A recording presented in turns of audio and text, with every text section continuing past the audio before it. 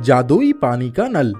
माया अपनी नानी के साथ हिमाचल की घाटियों में वसे एक छोटे से सुंदर गांव में रहती थी। उसके माता पिता नहीं थे। बचपन से ही नानी ने ही उसे पाला पोसा था। नानी किसी बगीचे में माली के काम में सहायता करती थी।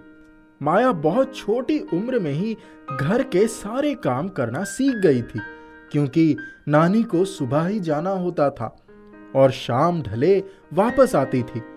पहले तो नानी ही सारे घर के काम निपटा कर जाती थी, पर जब से एक बार नानी बीमार पड़ी थी, उनसे ज्यादा काम नहीं हो पाता था। बगीचे के मालिक ने तो कह दिया था कि अगर ज्यादा देर होगी तो वो किसी और को ये काम दे देंगे।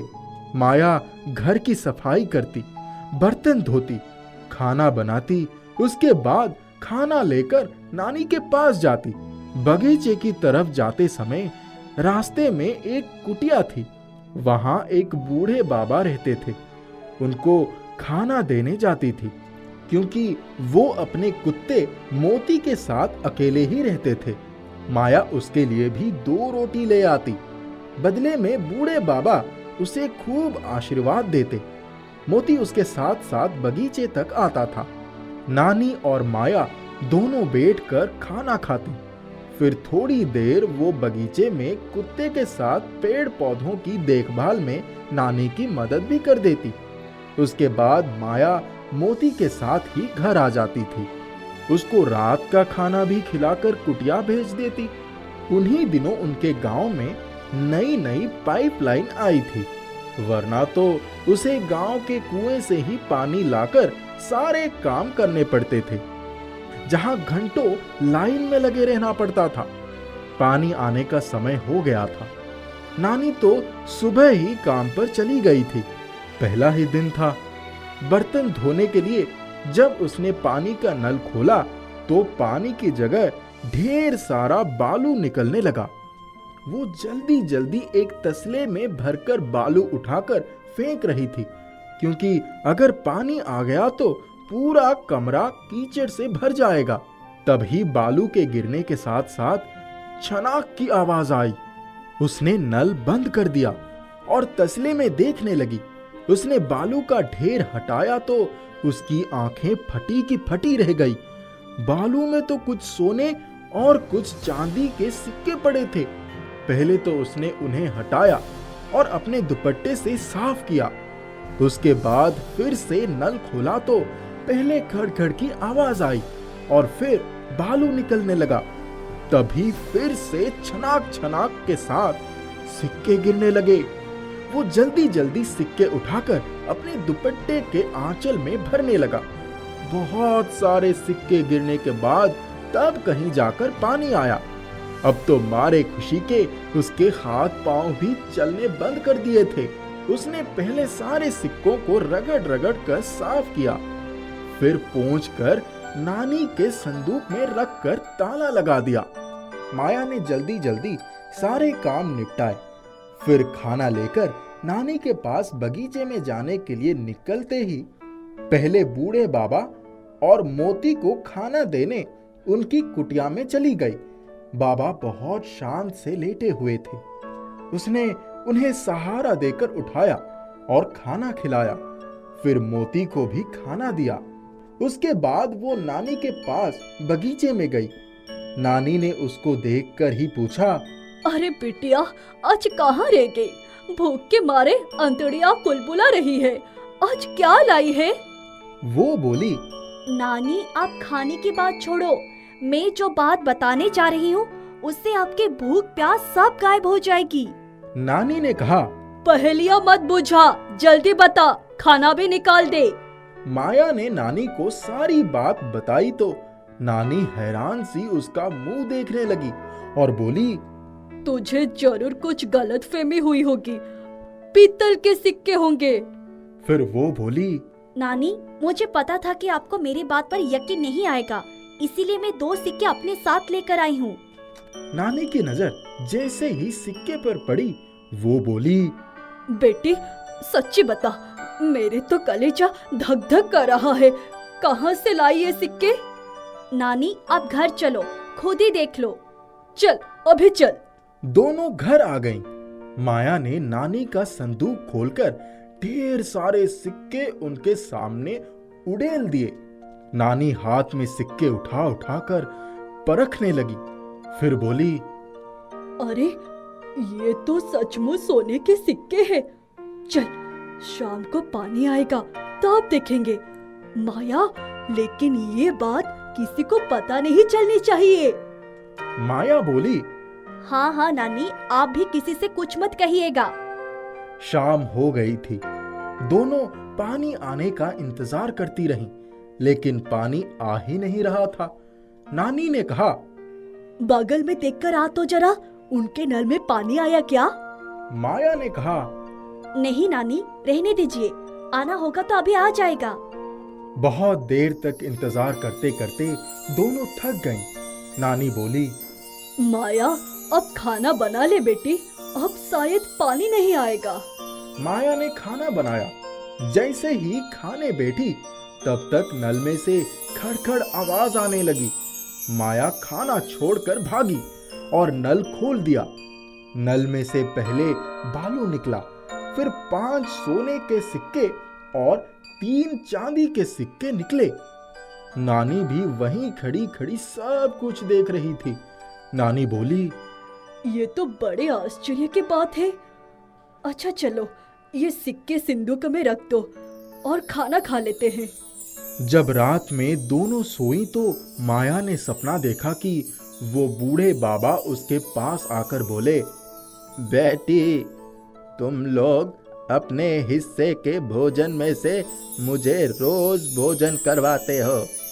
मैं शरीर से असमर्थ हो गया हूँ। अब मैं अपना शरीर त्याग रहा हूँ। तुम लोगों को देने के लिए मेरे पास कुछ नहीं था, लेकिन अब तुम्हारी गरीबी दूर हो जाएगी। बस ये ध्यान रखना कि उस कुत्ते मोती को भी खाना जरूर देना। तुम्हें रोज 5 सोने के सिक्के और 3 चांदी के सिक्के मिल जाएंगे। वो हड़बड़ा कर उठ बैठी और बोली, नानी, वो बूढ़े बाबा चले गए और उन्होंने ही ये सब कुछ किया है। सुबह उठकर उन्हें पता चला कि बूढ़े बाबा वाकई नहीं रहे। माया और उसकी नानी बहुत दुखी हुए। वो लोग भी कुटिया पर गए तो मालूम हुआ कि वो तो कोई बहुत पहुंचे हुए सिद्ध पुरुष थे। यहाँ तो वो अपने जीवन के आखिरी समय में किसी शांत जगह में अपने कुत्ते मोती के साथ गुमनामी का जीवन बिताने आए थे। माया और उसकी नानी को जादुई नल का रहस्य समझ में आ गया था। मोती अब हमेशा के लिए उनके घर में रहने लगा था। अब तो उनके पास पैसे रुपयों की भी कोई कमी नहीं रह गई थी। माया ने अपना बड़ा सा घर बनवाया और हर जरूरतमंद की मदद करने में सबसे आगे रहती। उसकी नानी कहती, हमारे नसीब खुल गए, लेकिन हमें कभी नहीं भूलना चाहिए कि हम बहुत गरीब थे। जिया बहुत छोटी थी, तभी उसके पिता उसे और उसकी माँ रूपा को अकेले छोड़कर चले गए। दोनों का जीवन बहुत ही संघर्षों से भरा था। जिया की माँ सिलाई कढ़ाई का काम करके अपने घर के खर्च चलाती थी। किसी तरह से वे जिया को पढ़ने के लिए स्कूल भेजती। जिया भी स्कूल से जब घर आती तो अपनी माँ के साथ उनके कामों में हाथ बटाती। एक दिन जिया स्कूल से लौट कर आई, तब उसने रूपा से कहा कि उसे एक किताब चाहिए। रूपा ने कहा, जब पैसे मिलेंगे तब खरीद दूंगी। दूसरे दिन वे अपने स्कूल जाने के लिए निकली, लेकिन उसके पास किताब नहीं थी और टीचर ने कहा था कि कल किताब लेकर आना जरूरी है। जिया इतना डर गई थी कि वे स्कूल जाने की बजाय नदी के किनारे चली गई। नदी उसके घर से काफी दूर थी। जिया एक पेड़ के नीचे जाकर चुपचाप बैठ गई। वहीं बैठकर रो रही थी। रोते रोते उसकी आंखें लाल हो गईं। वे सोच रही थी कि हमारे पास किताब के पैसे भी नहीं हैं, आगे कैसे पढ़ाई कर पाऊंगी। उसको वहां बैठे बैठे बहुत समय बीत गया। तभी उसकी नजर पेड़ पर लटक रहे पिंजरे पर पड़ी। उसमें एक बुलबुल बैठी थी। जिया ने देखा वे डाली ज्यादा ऊंची नहीं थी। किसी तरह से वे पेड़ की डाल पर चढ़ गई और उसने उस पिंजरे को उतार लिया। जिया उसको घर लेकर आ गई। उसने पिंजरे में बुलबुल के लिए दाना और पानी रख दिया। बुलबुल ने एक बार में ही सारा दाना पानी खत्म कर दिया। जिया ने बुलबुल को अपनी हथेली पर रख लिया और उसे सहलाने लगी। फिर उसने बुलबुल को पिंजरे में रखकर पिंजरे का दरवाजा बंद कर दिया। रूपा सिले हुए कपड़े देने किसी के घर गई थी। जब वे वापस आई तब उसने जिया से पूछा, जिया आज तुम स्कूल क्यों नहीं गई और ये पिंजरा कहाँ से मिला? तब जिया रोने लगी। उसने कहा, माँ मेरे पास किताब नहीं थी तो मैं स्कूल नहीं गई। मैं नदी के किनारे चली गई थी, वहीं पेड़ पर मुझे ये पिंजरा मिल गया। रूपा ने जिया को गले लगा लिया। उसने कहा, बेटा आज मैं रात में जितने भी कपड़े रखे हैं सब सिल डालूंगी और कल तुम्हारी किताब जरूर खरीद दूंगी। उसके बाद दोनों ने खाना खाया। जिया ने बुलबुल को एक कटोरी में पानी दिया और दाना रख दिया। बुलबुल का पेट भर गया तब वे पिंजरे में चहकने लगी और उछल कूद करने लगी। उसके बाद जिया ने अपना स्कूल का काम किया और पिंजरा अपने बिस्तर के पास ही रख लिया। रात को 2-3 बार उठी और बैठकर बुलबुल को देखती रही। उसकी माँ ने सोचा था कि आज पूरी रात बैठकर सिलाई करेगी, लेकिन थोड़ी देर में ही थकान के कारण उनको नींद आ गई और वे सो गई। माँ बेटी सो गई तब बुलबुल का पिंजरा धीरे से खुला और बुलबुल उड़कर सिलाई मशीन के पास आकर बैठ गई। पलक झपकते ही सारे कपड़े तैयार हो गए और उनमें बहुत सुंदर कढ़ाई भी हो गई। उसमें चमकीले और खूबसूरत बटन भी लग गए थे। सुबह के 5 बजे जब सुबह हुई तो जिया की माँ उठी और वे जल्दी जल्दी अपने सिलाई वाले कमरे में गई। कमरे में जाते ही उसकी आंखें खुली की खुली रह गईं। उसने देखा सारे कपड़े बहुत सलीके से सिले हुए हैं और तय करके रखे हुए थे। उसने जैसे ही एक फ्रॉक उठाई उसकी समझ में नहीं आया कि इतनी सुंदर फ्रॉक किसने सिली। उसने जिया को जगाया और पूछा, बेटा ये कपड़े किसने सिले? तब जिया आंखें मलती हुई उठी और बोली, मुझे तो नहीं पता ये किसने किया। जिया अपने बिस्तर के पास पड़े पिंजरे को देख रही थी। पिंजरे के नीचे बहुत सारा दाना पानी बिखरा हुआ था। उसने कटोरी निकालकर उसको साफ किया और उसमें फिर से दाना पानी रखा। बुलबुल ने थोड़ा बहुत दाना खाया, पानी पिया और पिंजरे में उछल कूद मचाने लगी। जिया ने पिंजरे का दरवाजा खोलकर उसे बाहर निकाल लिया और उसको अपने हथेली पर रखकर सहलाने लगी। रूपा ने झटपट नाश्ता बनाया और जिया को अपने साथ लेकर जिन जिन के कपड़े थे उनको देने चली गई और वहां से और कपड़े भी ले आई। अपने कपड़े देखकर सभी लोग बहुत खुश हो गए और सबने उसकी मजदूरी से ज्यादा पैसा दिया। रूपा बेटी को साथ लेकर बाजार गई और वहां से उसके लिए उसने किताब खरीदी। इसके बाद जिया को स्कूल छोड़ रूपा घर आ गई। उसने कपड़े उठाकर अलमारी में रख दिए और सोचा जब फुर्सत होगी तो सिलेगी, और वे थोड़ा बहुत काम निपटाकर बाहर कुएं में से पानी लेने चली गई। इतनी देर में बुलबुल पिंजरा खोलकर बाहर आ गई, मशीन के पास जाकर बैठ गई। अलमारी से रखे हुए कपड़े अपने आप बाहर आ गए और पलक झपकते ही सारे कपड़े सिलकर तैयार हो गए। ये कपड़े तो पहले वाले कपड़ों से भी ज्यादा सुंदर बने थे। रूपा जब पानी लेकर वापस आई तब उसके आश्चर्य का ठिकाना नहीं रहा। उसने देखा कि रात की तरह ही सारे कपड़े सिले हुए हैं और बड़े ही सलीके से रखे हुए हैं। उसे इतना आश्चर्य हो रहा था।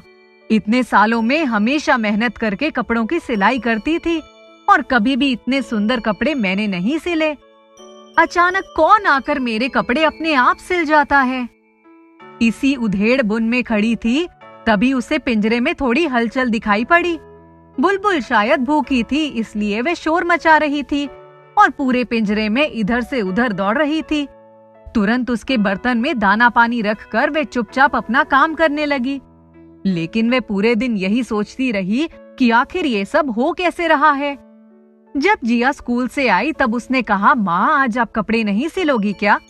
उसकी माँ ने कहा कि मुझे सिलाई करने की जरूरत ही नहीं पड़ी।